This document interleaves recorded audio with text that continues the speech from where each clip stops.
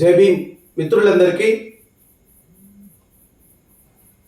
గత 30 సంవత్సరాలుగా వర్గీకరణ ఉద్యమం పేరుతో పబ్బం గడుపుకున్నటువంటి మందకృష్ణ మాదిగకు ఈనాడు తగిన శాస్తి జరిగినట్లేనా?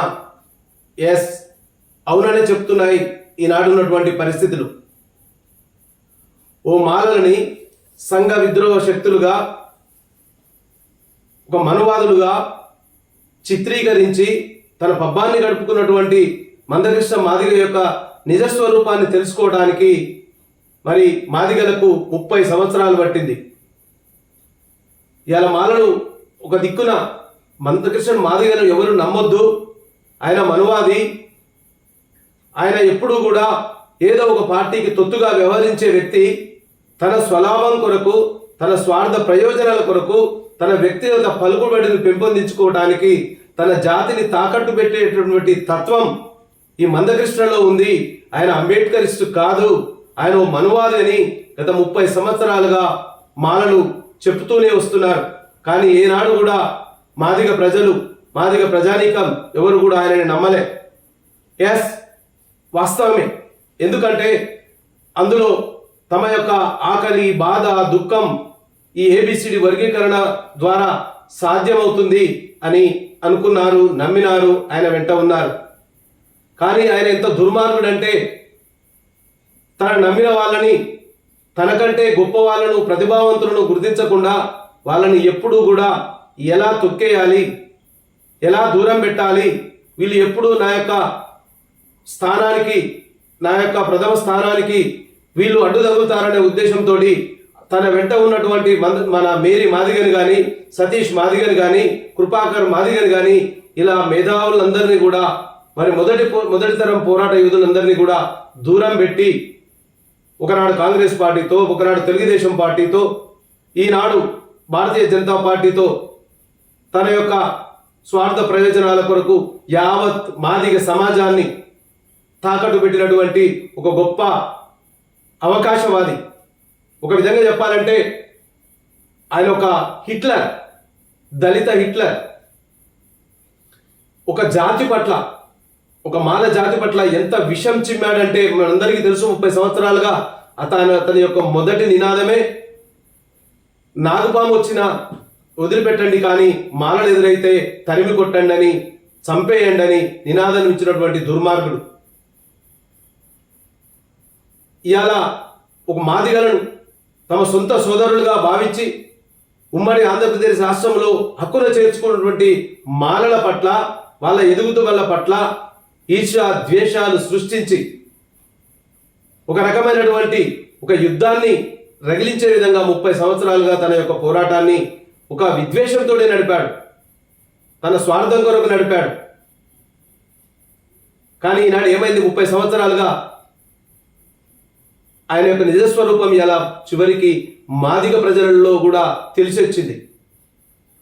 తను తలుసుకుంటే జాతిని ఎక్కడికైనా తాకట్టు పెడతాడని. ఇంకా నీకేం తక్కువైంది మందకృష్ణ మాదిగా? మందకృష్ణ, ఇంకా నీకేం తక్కువైంది? ఇలా ఏబిసిడి వర్గీకరణ సాధ్యమైంది కదా, ఏబిసిడి వర్గీకరణ సాధ్యమైంది కదా అంటే అది నీకు ఇష్టం లేదు. ఏబిసిడి వర్గీకరణ జరిగితే మందకృష్ణ మాదిగ చాప్టర్ క్లోజ్.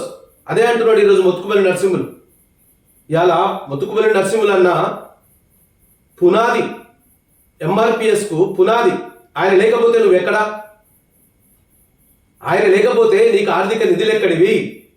ఆయన లేకపోతే పార్టీలో, తెలుగుదేశం పార్టీలో కడియం శ్రీహరి, మందకృష్ణ మాది, మన మొత్తుకుమల్లి నరసింహులు కనుక లేకపోతే అసలు నీ స్థానం ఎక్కడా? నీ స్థానం ఎక్కడ నీకు తెలుసా? ఇలా వాళ్ళు నీ కాలి వాళ్ళు అయిపోయినరా అంటే నీ మాట విన్నటువంటి వాడు మాత్రమే మాదిగా, నీ మాట విననివాడు మాదిగా కాదు. కొన్నాళ్ళు కడియం శ్రీహరి ఎమ్మడి పడ్డావు,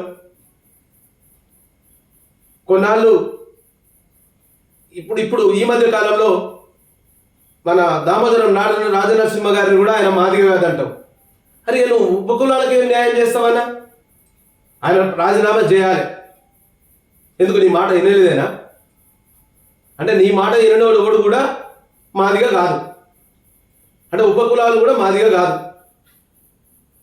అరే 18% కులాలు ఉన్నటువంటి వాళ్లకు 9% రిజర్వేషన్ ఇచ్చిండ్రు. మరి ఇంకా కూడా నువ్వు సంతృప్తి చెందట్లేదు. ఇవాళ తెలంగాణ రాష్ట్రంలో ఉన్నటువంటి మాదిగ సోదరులందరూ కూడా హ్యాపీగా ఉన్నారు. ఇవాళ అన్నకు మొత్తుకుల నరసింహన్నకు నా ధన్యవాదాలు. ఎందుకంటే సభాముఖంగా మా మాలలు పెద్దన్నలు, మా మాలలు చాలా మంచి వాళ్ళు, కనీసం అసెంబ్లీలో ఒక్క మాట కూడా మాట్లాడలేదు అని చెప్పడం జరిగింది. ఎస్, ఎంత సౌద్భావ వాతావరణంలో మా వాళ్ళు ఉన్నారు. ఎస్, అయిందేదో అయిపోయింది, జరిగేదేదో జరుగుతుంది. ప్రస్తుతం అయితే ఈ యొక్క సమస్యకు ఒక పరిష్కారం, తాత్కాలికమైనటువంటి పరిష్కారం అన్న దొరుకుతుందనేటటువంటి ఉద్దేశంతో ఎక్కడ మా బట్టి విక్రమార్క కానీ, ఎక్కడ మా యొక్క స్పీకర్ కానీ, వివేక్ గారు కానీ ఒక నాయకత్వానికి ముందుండి నడిపించి ఉద్యమాన్ని నడిపించడం. వివేక్ కూడా సైలెంట్గా ఉన్నాడు, నాగరాజు గారు కూడా సైలెంట్గా ఉన్నారు. కారణం ఏంటి అంటే, అరే 30 సంవత్సరాల పీడ విరగడైంది, ఏదో తాత్కాలిక ఉపశమనం జరిగింది అనేటటువంటి ఉద్దేశంతో వాళ్ళు కూడా, మాదిగలు కూడా మా సోదరులే, ఈసారి జరిగింది ఏదో జరిగిపోయింది, ఇప్పటి నుంచి అయినా మనం ఒక మంచి వాతావరణంలో కలిసి ఉందాం. ఇంకా మా వాళ్ళు ఏమని చెప్తున్నారు, ఎస్ జరిగింది ఏదో జరిగిపోయింది, మాకు 18% ఇవ్వండి, 22% ఇవ్వండి అని కొట్లాడుతున్నారు. ఆ ఉద్యమాన్ని అయిపోయింది, శాశ్వత పరిష్కారం అయిపోయింది. ఇది శాశ్వతం కాదు. మీరు నిజంగా నీకు గనక ఏబిసిడి వర్గీకరణ మీద నమ్మకం ఉండి, సామాజిక మీద న్యాయం మీద నమ్మకం ఉండి, ఉపకులాల మీద నీకు నమ్మకం ఉంటే ఈ సన్నాయి నొక్కులు నొక్కవు. ఎందుకంటే ఈ 30 సంవత్సరాల నీ దుకాణం బందిగా ఇక నేను ఎవరి దగ్గరికి రానియరు. అసలు నువ్వు ఎవరి దగ్గరికి పోలేవు. కొత్తపల్లి నరసింహన్న దర్వాజాలు క్లోజ్ చేసిండు, కడియం సూర్య గారు క్లోజ్ చేసిండ్రు, రేవంత్ రెడ్డి గారు కూడా క్లోజ్ చేసిండ్రు. ఇంకా నువ్వు ఎక్కడికి పోతావు? ఇంకా కూడా నీకు మాలల పట్ల విద్వేషం తగ్గలే.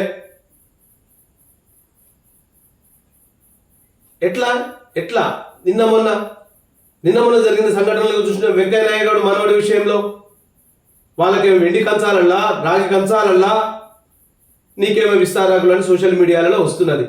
అది ఎవరికి అవమానం అన్నా? సరే, నువ్వు జీర్ణించుకుంటే జీర్ణించుకోవచ్చు, కానీ యావత్ మాదిగ జాతి మొత్తం సిగ్గుపడతా ఉంది. మొత్తం మాదిగ జాతిని తాకట్టు పెడతా ఉన్నావు అని గగ్గోలు పెడుతున్నారు. అదేవిధంగా నారా చంద్రబాబు నాయుడు తమ్ముడు వాళ్ళ యొక్క సావుకు పోయి డప్పులు కొడుతుంది. అంటే ఎవరు అవమానించుకుంటున్నట్టు? ఎవరు అవమానించుకుంటున్నారు? ఎవరు దిగజారుతున్నారు? జాతిని ఎవరు తాకట్టు పెడుతున్నారు? సరే, ఎందులో లేదో మాదిగలంటే మా ప్రేమ అభిమానం ఉన్నటువంటి వాళ్ళందరూ కూడా ఉన్నారు, నీ ఎమ్మటి వచ్చిర్రు. కానీ ఇవాళ ఏమైంది? ఇవాళ మాదిగలని చీకొట్టే పరిస్థితి వచ్చింది.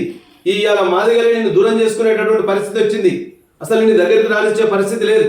ఎవరో కొందరు మంది స్వార్థపరులు ఎమ్మడి తిరగచ్చు, కానీ ఇవాళ యావత్ మాదిగ జాతి కూడా హర్షిస్తూ ఉంది. సరే, శాశ్వతమైనటువంటి పరిష్కారం దొరికింది, సంతోషపడుతూ ఉన్నారు. కానీ మరి మీరు ఎక్కడున్నారు? మరి ఎక్కడ దాగున్నారు?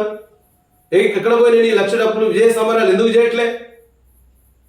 మళ్ళీ ఈ మధ్యన కొత్త దుకాణం పెట్టుకున్నావు, నేతకానాలను మహార్లను వెంబడేసుకొని. ఎస్, మరి నువ్వు ఎందుకు వాళ్ళ పక్షాన నిలబడతలేవు? నిలబడడం కాదు, వాళ్ళకేమిస్తావు? ఒక నిర్ణయం ఉందా? ఒక ఎజెండా ఉందా? ఎంతసేపు మాలలు ఉన్నటువంటి 5% ఉన్నటువంటి మాలలను 1% తగ్గించే విధంగా నీ కుట్ర పన్నుతున్నావు. అంటే దీంట్లో ఒక 3-4-5 సంవత్సరాలు, మళ్ళీ ఒక 10 సంవత్సరాలు ఈ వర్గీకరణ, ఈ ఉపకులాల యొక్క పేరుతో మన నీ ఉద్యమాన్ని కొనసాగించవచ్చు అనేటటువంటి ఒక కుట్రపూరితమైనటువంటి ఒక డిక్టేటర్ విధానాన్ని అవలంబిస్తున్నావు కృష్ణన్న. ఇది మంచి పద్ధతి కాదు. ఈ 30 సంవత్సరాలుగా నువ్వు హీరోగా వెలుగొందినవు, కానీ ఇక నీ బ్రతుకంతా, నీ ప్రయాణం అంతా జీరో ప్రయాణం అవుతుంది. ఖబర్దార్ అని మొత్తుకుపోయినని చెప్పిన ఖబర్దార్ మందకృష్ణ మాదిగా నీ దుకాణం బంద్ చేసుకో అని చెప్పిండు. ఇక నీ దుకాణం బంద్ అయినట్టే. ఇక నువ్వు ఇప్పటి నుంచైనా నువ్వు మాలల పట్ల నీ ద్వేషాన్ని తగ్గించుకొని మాలలను సోదరులుగా భావించి, ఇంకా ఏమైనా కొత్త విధానం ఉంటే మాలలను మాదిగలను కలుపుకొని పోయి మనకు 20%, 22% వచ్చే విధంగా ఇవాళ పంజాబ్లో కానీ, ఇవాళ మద్రాసులో, తమిళనాడులో కానీ ఏ విధంగానైతే 15% రిజర్వేషన్ని 20%, 22% పెంచి రిజర్వేషన్లు అమలు చేస్తున్నారో ఆ వైపు నీ ప్రయాణాన్ని కొనసాగించు. ఇటు మాదిగలు ఇటు మాలలు కూడా నీ వెంట వస్తారు, అదేవిధంగా నీకు మద్దతు ఇస్తారు. కానీ ఒక నీ ఎజెండా తోటి, నీ స్వార్థం కొరకు, నీ యొక్క వ్యక్తిగత ప్రయోజనం కొరకు నువ్వు వెనక ఉద్యమాన్ని ముందుకు తీసుకుపోతే ఇలా మాదిగలు తిరగబడ్డారు. ఒక పక్క ఉపకులాలు కూడా దాకా నిన్ను భుజాన మూసుకున్నారు. కానీ అలా ఉపకులాలు కూడా మరి తిరగబడ్డారు. అసలు ఆయన ఎవరు మాకు నాయకత్వాన్ని వహించడానికి, మాకు ఆత్మాభిమానం లేదా, మాకు నాయకత్వ లక్షణాలు లేవని బైరి వెంకటేశ్వర కూడా గగ్గలు పెడుతున్నారు. కానీ ఎవరు మాట్లాడినా నీ దగ్గర నుంచి సమాధానం రాదు. మౌనమే నీ అంగీకారం, మౌనమే నీ యొక్క ఎజెండా. కానీ అడిగే ప్రశ్నకు నీ సమాధానం ఉండదు. మందకృష్ణ గారు, ఇప్పటికైనా మీరు బుద్ధి తెచ్చుకొని ఇక మాలల పట్ల మీ యొక్క విద్వేషాన్ని తగ్గించుకొని నీ యొక్క ఉద్యమాన్ని నువ్వు ఏ వైపున మలిపించుకుంటావో కానీ మాలల జోలికి రావద్దని విజ్ఞప్తి చేస్తా ఉన్నాం. Thank you. జై భీమ్, జై మాల.